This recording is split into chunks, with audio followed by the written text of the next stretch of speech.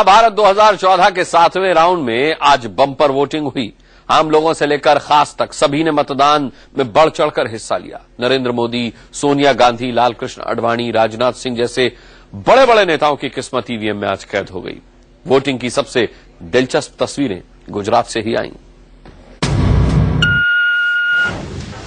नरेंद्र मोदी ने गांधीनगर में वोट डाला। मोदी ने पहले मतदान अधिकारी को अपना आई कार्ड दिखाया। अफसर ने उनसे हाथ मिलाया। इसके बाद मोदी ने मतदान किया।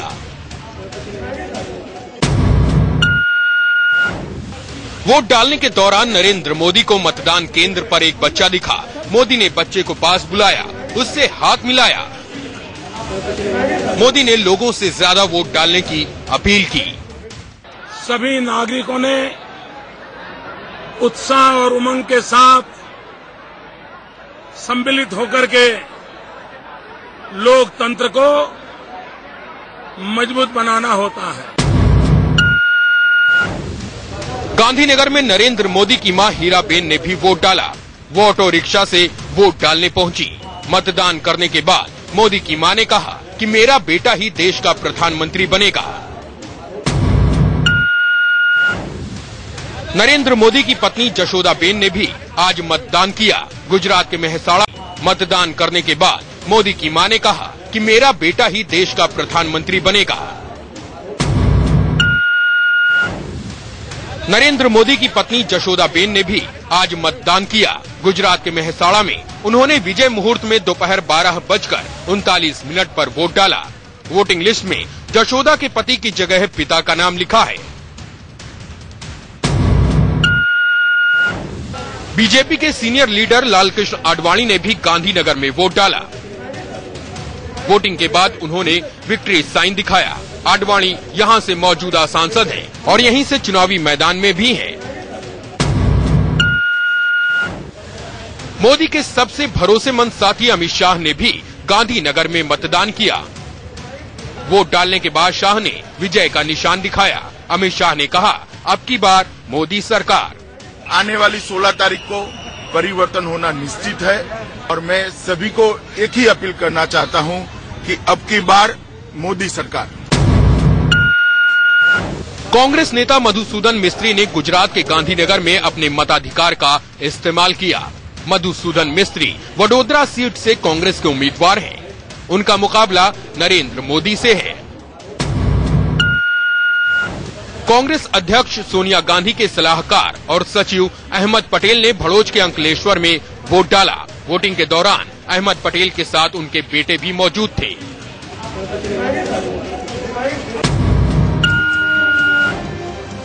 क्रिकेटर चेतेश्वर पुजारा ने राजकोट में वोट डाला। पुजारा के साथ उनकी पत्नी पूजा पबारी ने भी मतदान किया। पुजारा ने कहा, इत्तेफाक है कि आज मैच नहीं है, इसलिए वोट डाल सका। क्रिकेट में बात करते हैं कि हर एक रन इम्पोर्टेंट होता है। वैसे इतना बड़ा देश है हमारा, तो हर एक नागरिक का हर एक मत है, वोट है, वो काफी इम्पोर्टेंट है। राजकोट में ही वरिष्ठ नेता केशुभाई पटेल ने मतदान किया। पूर्ण बहुमत मिले या न मिले ये तो मैं नहीं कह सकता, लेकिन सरकार बनेगी एनडीए की। अडानी ग्रुप के चेयरमैन गौतम अडानी ने अहमदाबाद में आज अपना वोट डाला। उन्होंने अपील की कि सभी को अपने मतदान करने के अधिकार का उपयोग करना चाहिए। लोकतंत्र के अंदर हर नागरिक की एक जिम्मेदारी है कि वो पूरा वोट करे और उनको जो भी पसंद आता है वो उम्मीदवार को चुने। केंद्रीय मंत्री और कांग्रेस उम्मीदवार भरत सिंह सोलंकी ने आणंद जिले में वोट डाला। भरत सिंह सोलंकी गुजरात के पूर्व मुख्यमंत्री माधव सिंह सोलंकी के बेटे हैं और भरत सिंह पिछले 2 बार से आणंद लोकसभा की सीट से सांसद हैं। केंद्रीय मंत्री दिनेशा पटेल ने खेड़ा में अपने मताधिकार का इस्तेमाल किया। दिनेशा पटेल लगातार 5 बार यहां से सांसद रहे हैं। इस बार उनका मुकाबला बीजेपी के देवू सिंह चौहान से है। कांग्रेस उम्मीदवार जयेश पटेल ने भरूच में अपना मतदान किया। उनका मुकाबला बीजेपी के मनसुख वसावा से है। वसावा यहाँ के वर्तमान सांसद हैं। मोदी के गृह जिले मेहसाणा में बीजेपी उम्मीदवार जयश्री बेन पटेल ने अपना वोट डाला। जयश्री ने कहा कि अब की बार फिर यहाँ मोदी की लहर चलेगी। मेहसाणा से कांग्रेस के उम्मीदवार जीवभाई पटेल ने अपने गांव मकनज में मतदान किया। आज उनका जन्मदिन भी है। जीवभाई पटेल ने कहा कि जीत उन्हीं की होगी।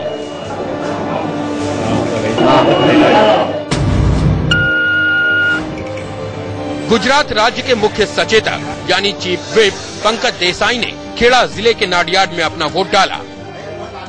पंकज देसाई सुबह 7 बजे पोलिंग बूथ पर पहुंच गए थे, लेकिन ईवीएम में खराबी की वजह से उन्हें आधे घंटे इंतजार करना पड़ा।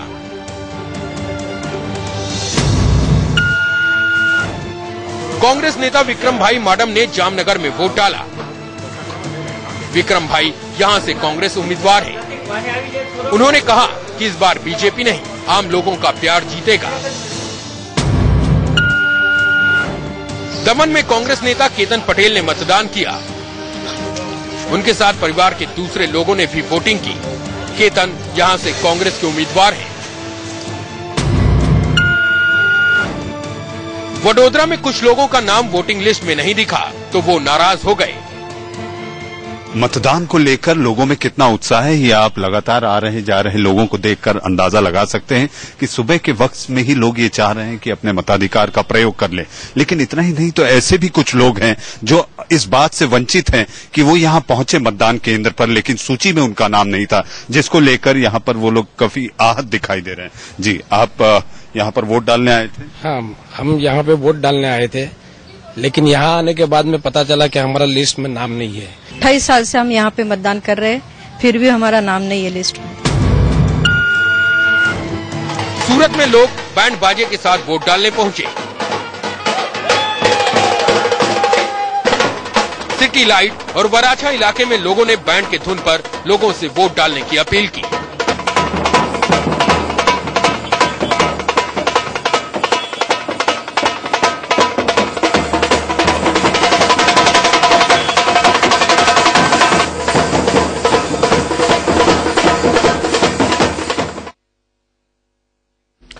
यूपी में आज 14 सीटों पर वोट डाले गए। रायबरेली में कांग्रेस अध्यक्ष सोनिया गांधी और लखनऊ में बीजेपी अध्यक्ष राजनाथ सिंह की किस्मत आज ही ईवीएम में कैद हो गई।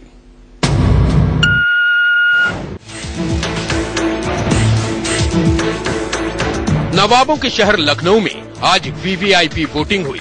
सुबह सुबह राजनाथ सिंह वोट डालने पहुंचे, लाइन में खड़े होकर वोट डाला और जीत का दावा किया। Bharatiya Janata party clear majority हासिल करेगी, ऐसा माहौल देखने से लग रहा है। राजनाथ सिंह की प्रतिद्वंद्वी कांग्रेस नेता रीता बहुगुणा जोशी ने भी वोट डाला। रीता पिछली बार यहां से चुनाव हार गई थी। इस बार मुझे पूर्ण विश्वास है, जैसा प्रचार मेरी पार्टी ने मैंने किया है, मैं जीतूंगी। आम आदमी पार्टी के उम्मीदवार जावेद जाफरी ने भी लखनऊ से वोट डाला। बीएसपी सुप्रीमो मायावती ने भी लखनऊ में ही अपने मताधिकार का इस्तेमाल किया। मायावती ने दावा किया कि देश में मोदी की लहर नहीं है। लखनऊ से बीएसपी उम्मीदवार नकुल दुबे भी अपना वोट डालने पहुंचे। जी, लखनऊ में नीला झंडा लहरा रहा है। चारों तरफ आज जानकारी कर ले कि यहाँ पर स्थानीय बनाम बाहरी का युद्ध है। राजनाथ के लिए अपनी सीट खाली करने वाले लखनऊ से बीजेपी के सांसद लालजी टंडन ने भी वोटिंग में हिस्सा लिया। तो मैं कह सकता हूं कि लखनऊ में इस बार मोदी की जो लहर है उस लहर का लाभ मिलेगा। यूपी के राज्यपाल बीएल जोशी ने लखनऊ के सरदार एरिया के पोलिंग बूथ पर जाकर अपना वोट डाला। वाजपेयी के निजी सचिव शिव कुमार भी वोट डालने लखनऊ पहुंचे। और आइए सीधे न्यूज रूम का, इंडिया न्यूज के न्यूज रूम का रुख करते हैं, जहां से मेरे सहयोगी राशिद इस वक्त मेरे साथ जुड़ रहे हैं। राशिद, जानना चाहेंगे आज कहां कितने प्रतिशत मतदान हुआ? अनुराग, 89 सीटों की बहुत अच्छी और बहुत बेहतर आपने तस्वीरें दिखाई हैं, लेकिन 89 सीटों की तासीर क्या है ये मैं आपको दिखाता हूं। पीसीआर से मेरी रिक्वेस्ट है कि मेरे कान में आवाज इको हो रही है, उसे ठीक करें।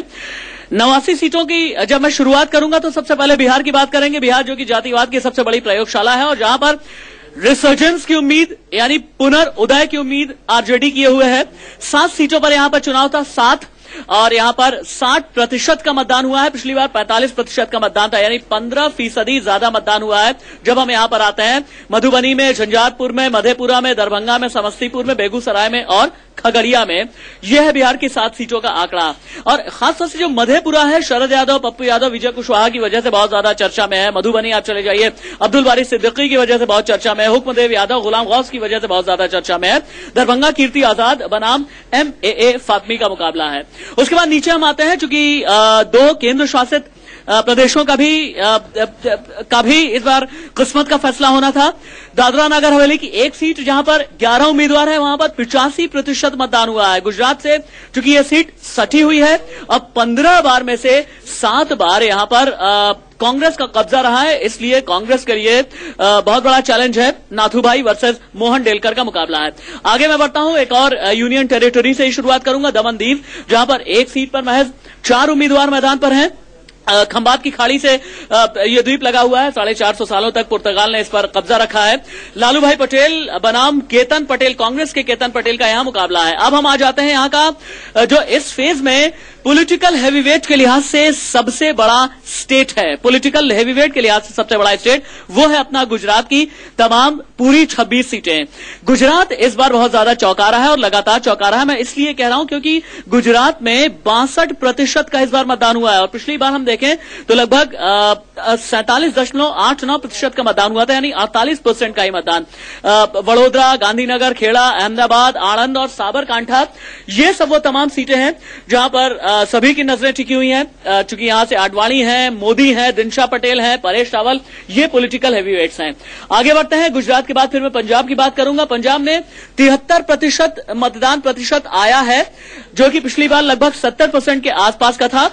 अमृतसर में Jaitley versus Captain Amarinder Singh versus Daljit Singh, इनका मुकाबला था। गुरदासपुर में प्रदेश कांग्रेस अध्यक्ष प्रताप सिंह बाजवा बनाम विनोद खन्ना का मुकाबला था। भटिंडा आप चले जाइए, भटिंडा का मुकाबला पंजाब में बहुत ज्यादा दिलचस्प था, क्योंकि ये भाभी बनाम देवर का मुकाबला था। उसके बाद फिर पंजाब से जब हम निकलते हैं तो फिर बात आ जाती है वो प्रदेश जिस पर सभी की नजरें टिकी हुई थी, उत्तर प्रदेश। यहां पर 10% का इजाफा हुआ है अनुराग। ये बहुत समझने वाली बात है, इसलिए समझने वाली बात है क्योंकि यहां से रायबरेली, इस बार जो 7वां चरण था उसमें रायबरेली में इलेक्शन से, लखनऊ में वोट कास्टिंग थी, कानपुर में थी, झांसी में थी, बाराबंकी में थी। 14 सीटों पर उत्तर प्रदेश में मतदान हुआ है। 57.10% वोटर टर्नआउट रहा है, जो पिछली बार 47.99% था, यानी लगभग 48%। सोनिया गांधी बड़ा नाम, बड़ा चेहरा, लखनऊ में 1991 से लेकर के 2004 तक अटल बिहारी वाजपेयी जीत करके आए थे। फिर उसके बाद हम जब आगे बढ़ते हैं तो फिर नंबर आता है आंध्र प्रदेश का। आंध्र प्रदेश की 17 सीटें और विधानसभा की 119 सीटों पर मतदान था। और सबसे बड़ी बात यह है कि आंध्रा की तेलंगाना की सीट है, और सबसे बड़ी यह भी बात है कि 2 जून को राज्य का विभाजन होगा और 29वां राज्य बनने वाला है, और यूनाइटेड आंध्रा का ये आखिरी इलेक्शन है और यहां पर कांग्रेस वर्सेस TRS का मुख्य मुकाबला है। जब मैं आंध्रा की बात करता हूं तो यहां की तस्वीर कुछ इस तरीके की सामने आती है। अब आ जाइए, आप आगे निकल करके पश्चिम बंगाल आप आ जाएं, 9 सीटें हैं। पश्चिम बंगाल का जो चुनाव प्रतिशत है वो बहुत ज्यादा उसमें पैराडाइम शिफ्ट नहीं है। पिछली बार लगभग 81.91% का मतदान हुआ था, और इस बार जो वोटर टर्नआउट है पश्चिम बंगाल का 81.35 है। 9 सीटें हैं, हावड़ा, उलुबेरिया, श्रीरामपुर, हुगली, बीरभूम, जहां पर असल में पॉलिटिकल हैवीवेट्स अपनी किस्मत आजमा रहे थे। जम्मू कश्मीर की 1 सीट श्रीनगर की सीट है। श्रीनगर में कुल 14 उम्मीदवार अपनी किस्मत आजमा रहे थे। 2009 में नेशनल कॉन्फ्रेंस के फारूक अब्दुल्ला ने PDP के इफ्तिखार हुसैन अंसारी को हराया था, और इस बार फारूक को PDP के तारिक हमीद कारा जो है वो टक्कर दे रहे हैं। और सबसे बड़ी बात यह है कि श्रीनगर वो सीट है अनुराग जहां से अब्दुल्ला फैमिली को 7 बार श्रीनगर ने संसद भेजा है। यहां पर 25.62%, यानी बहुत कम ही वोटर टर्नआउट रहा है। हालांकि बहुत ज्यादा चौंकाता नहीं, क्योंकि पिछली बार भी 25.49% ही रहा था। और बहुत बहुत शुक्रिया राशिद। यहां पर हम एक छोटा सा ब्रेक ले रहे हैं, लेकिन कहीं मत जाएगा, क्योंकि जब ब्रेक से वापस आएंगे तो 7वें चरण की वोटिंग में आज की 2 हैरान कर देने वाली तस्वीरें दिखाएंगे आपको।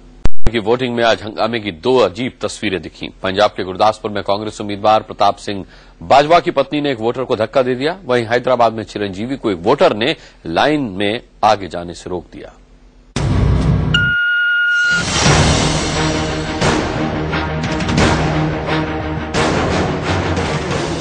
हैदराबाद के जुबली हिल्स बूथ पर कांग्रेस नेता और एक्टर चिरंजीवी ने वोट डाला।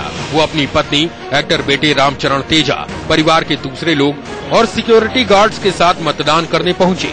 लाइन में आगे जाने लगे, तभी एक वोटर ने उन्हें रोका और फटकार लगा दी। You need a special treatment? No, please. Your son is here. He should be in the queue, right? No, so please be in the queue. TRS के अध्यक्ष के चंद्रशेखर राव ने मेडक की सिद्दीपेट में वोट डाला। तेलंगाना बनने के बाद यहां पहली बार वोटिंग हुई।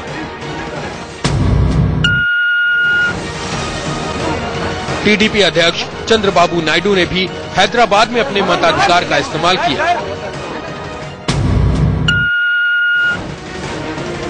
आंध्र प्रदेश के राज्यपाल ESL नरसिम्हन ने भी आज वोट डाला। नरसिम्हन ने हैदराबाद में वोटिंग की। हैदराबाद में बैडमिंटन स्टार साइना नेहवाल ने वोटिंग की। वो पिता के साथ मतदान करने आई थी।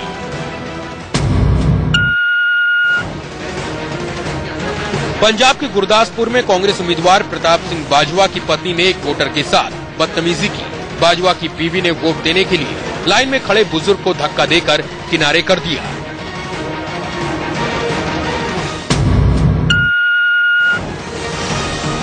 पंजाब के बठिंडा में बादल परिवार ने मतदान किया। सीएम प्रकाश सिंह बादल ने अपने बेटे सुखबीर बादल और बहू हरसिमरत कौर के साथ वोट डाला।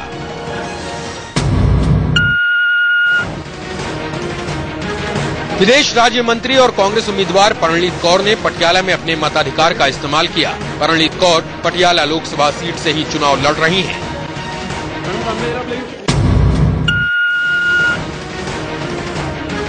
जेडीयू अध्यक्ष शरद यादव ने मधेपुरा में वोटिंग की। शरद यादव का मुकाबला यहां आरजेडी के बाहुबली पप्पू यादव और बीजेपी के विजय कुशवाहा से है। वोट डालने के बाद शरद यादव ने मधेपुरा से एक बार फिर से जीत का दावा किया। ये तो जनता में जब आप इतनी दूर से आए हैं, तो जैसे हम पर मेहनत की आपने नीचे से लेकर ऊपर तक, तो लोगों से पूछो, उससे पता लगेगा आपको कि कोई प्रत्याशी नहीं कहेगा कि मैं मेरी हालत, जिसकी जमानत भी जब्त हो रही होगी, वो भी कहेगा मैं जीत रहा हूं। पूर्व केंद्रीय मंत्री और आरजेडी नेता मोहम्मद अली अशरफ फातमी ने दरभंगा में वोट डाला। फातमी यहां से आरजेडी उम्मीदवार हैं। उनका मुकाबला बीजेपी के कीर्ति आजाद से है।